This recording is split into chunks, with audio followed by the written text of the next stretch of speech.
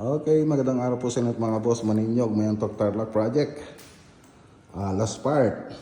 So, pero babalik pa po tayo rito. Hindi yata nisaksak ng mga tropa yung sa may microwave oven. Tapos yung exhaust grill niya. So, hindi pa nilagay. So, pero pwede na po natin i-vlog ito mga boss. Ayan. So, ayan. Umpisan po natin dito sa countertop. So, gawa ni Crystal Granite. Siya po yung nag-install nito. Black Galaxy. Ayan, i-promote na naman si Boss Crystal Granite. Black Galaxy po yung ginamit natin dito, pati doon sa Center Island. So, si client na po yung nag-usap dyan, tsaka si Sir Crystal Granite. Tapos yung board na ginamit natin dito, PVC foam board, tapos nilaminate po natin ng Formica. So, nakagloss po yung mga Formica po natin.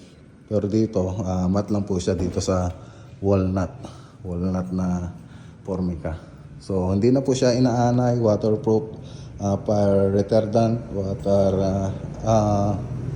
moisture proof. So, yun po kagandahan ng PVC foam board.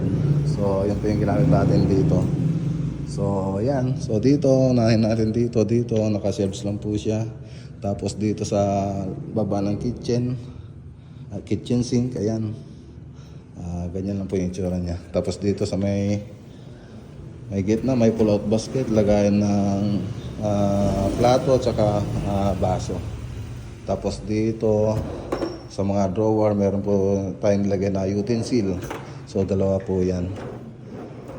Ayan. Tapos dito, drawer lang po siya. Tapos yung mga handle na ginamit pala natin dito, ayan, naka-hidden handle po siya. Ganda.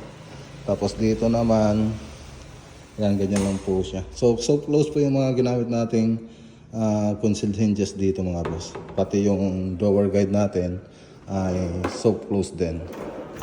Yan, ay maganda sa mga soft close. So ang brand yan, Happily.